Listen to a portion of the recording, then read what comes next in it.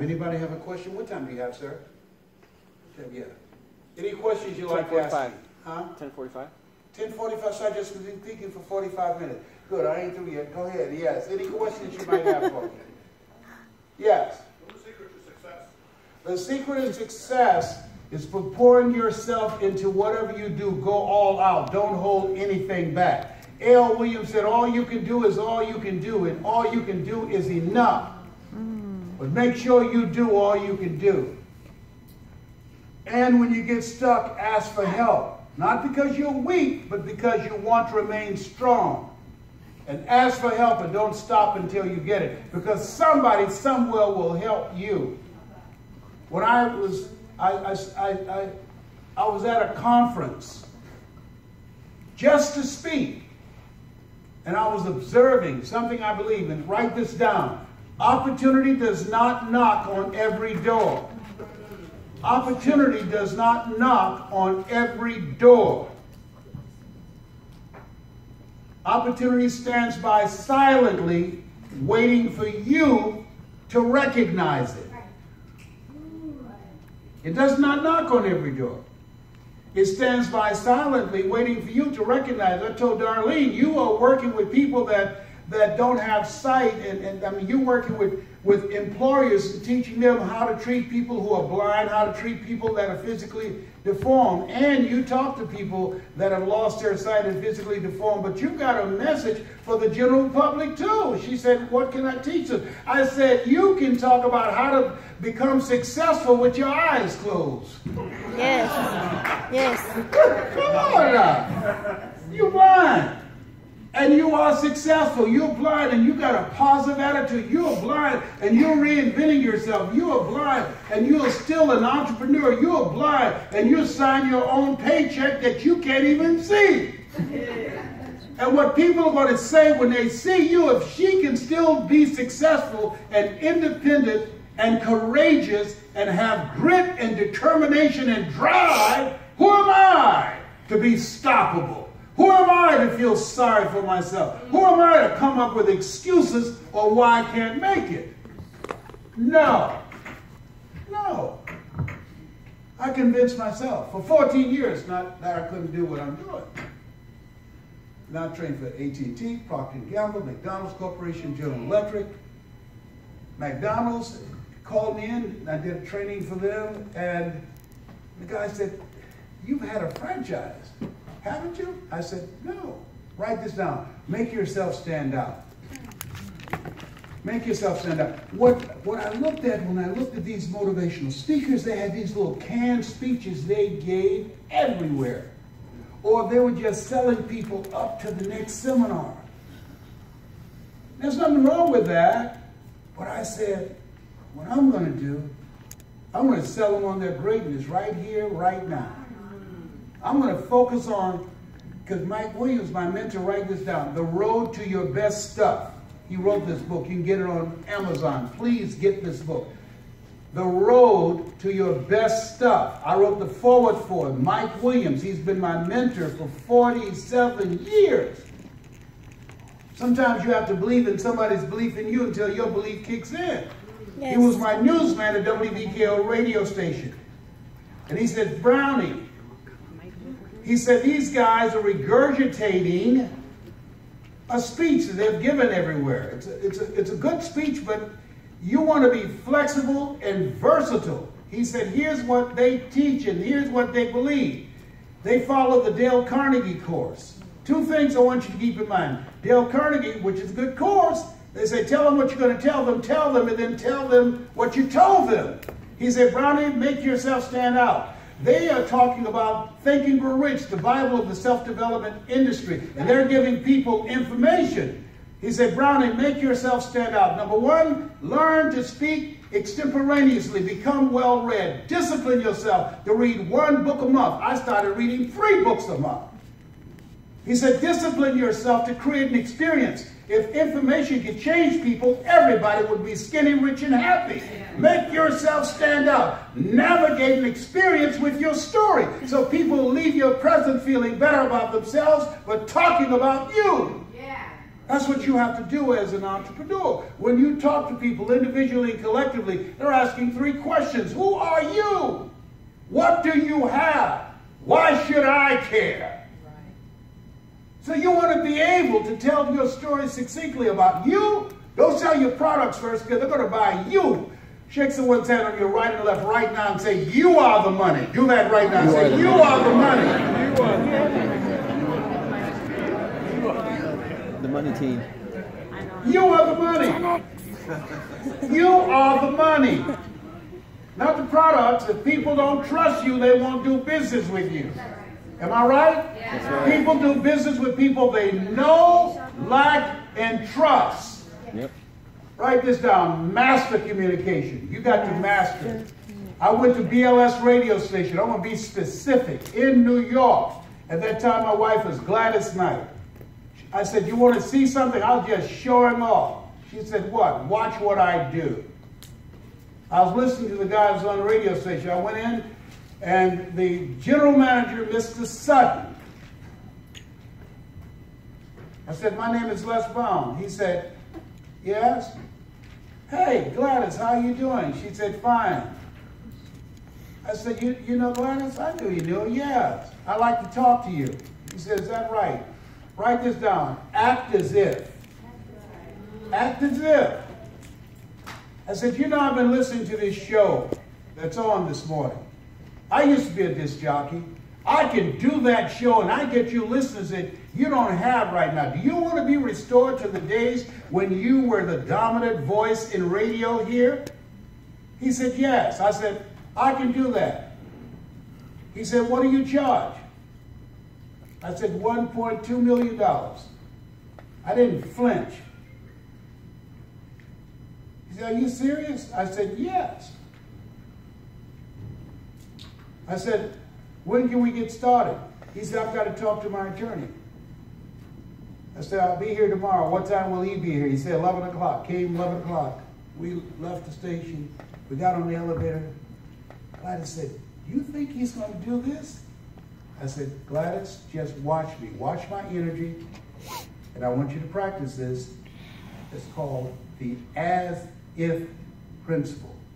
There's everything in me that says this is going to happen. Just watch me. And sure enough, we came to the station next morning. The attorney was there.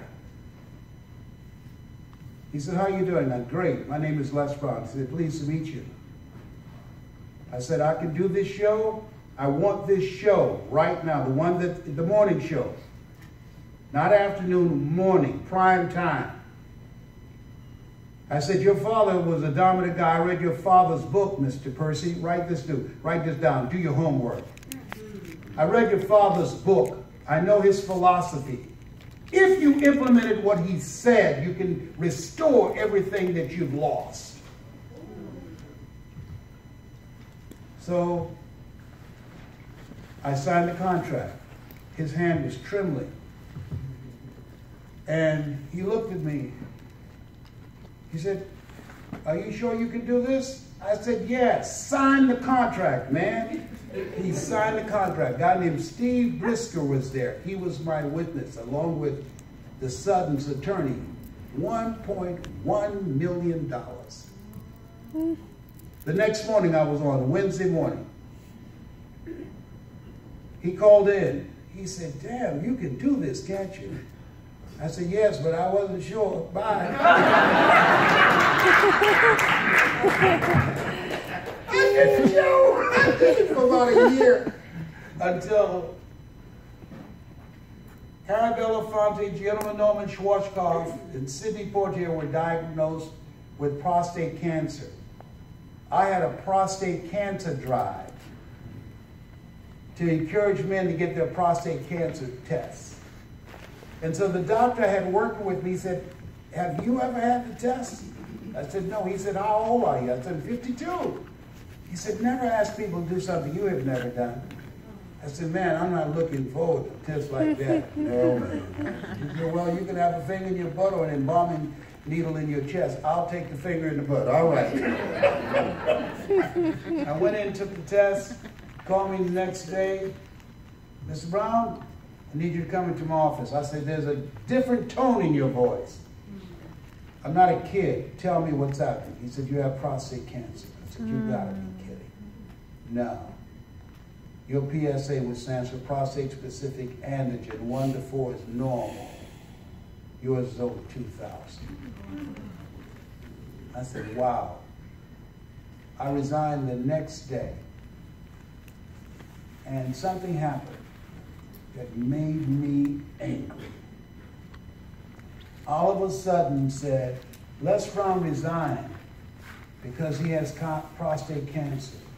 He's dying. Brother, we're going to miss you.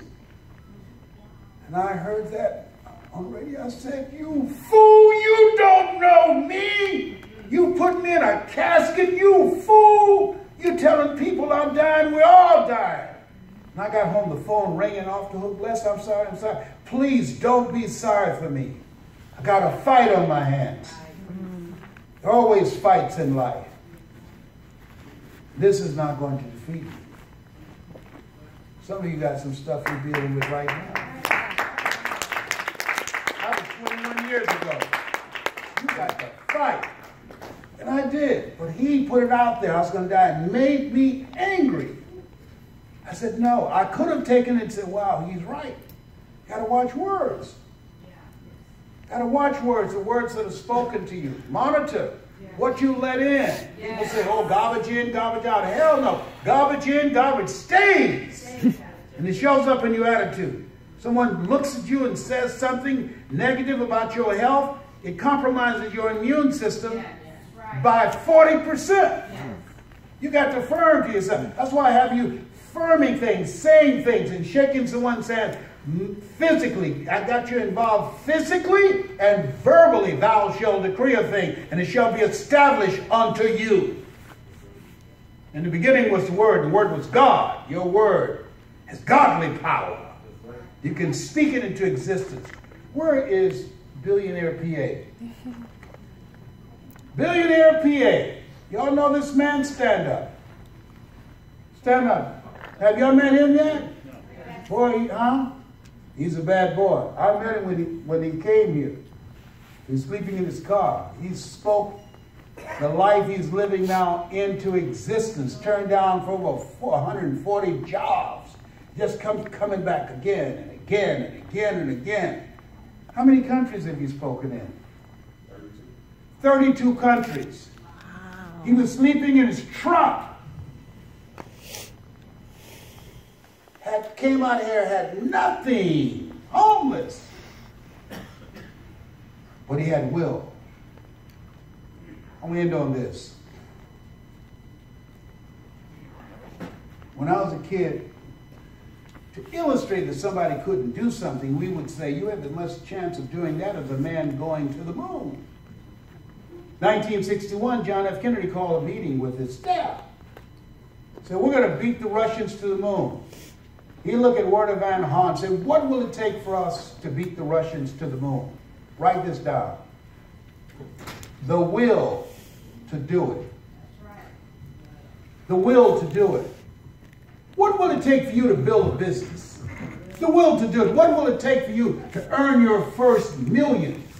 The will to do it. What will it take for you to transition where you are now and to create a new life for yourself? The will to do it. What will it take for you to overcome the setbacks and the bankruptcies and being laid off and devastating relationships? The will to do it. Let us say together, when I ask you a question, I want you to say with power, feeling, and conviction, the will to do it. What will it take for you to reinvent yourself? The will to do it. What will it take for you to build a business you can be proud of? The will to do it. What will it take for you to build wealth and have your own company? The will to do it. What will it take for you to maintain strong health and positive relationships? The will to do it. When you have setbacks and disappointments, what will it take for you to pick yourself up and start all over again? The will to do it. Take someone's hand on your right and left and say, I got the will. I got the will. I got the will. Yes. I got the will. I Yes. can do that. I want to introduce you to my brother from another mother. And this young man is going to share with you what it takes for you to live an Academy Award-winning life. He's going to share with you how to bring out your star power, be a star in your industry. He's going to share with you how to get a breakthrough and access a part of yourself that you don't know right now. Bernie Hiller is the leading acting coach on the planet. It has worked with some of the stars you've been seeing on the big screen and on television for years. He's respected around the world.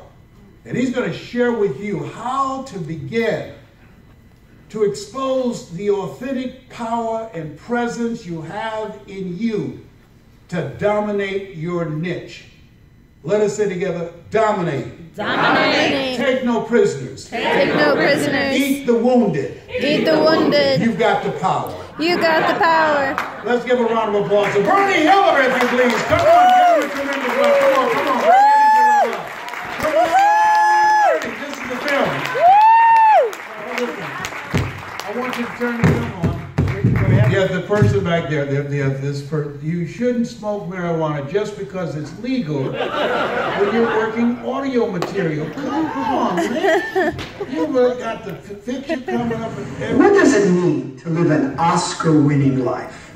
It means that every morning when you wake up, you're striving for the goal no matter what is happening. You're striving to be your very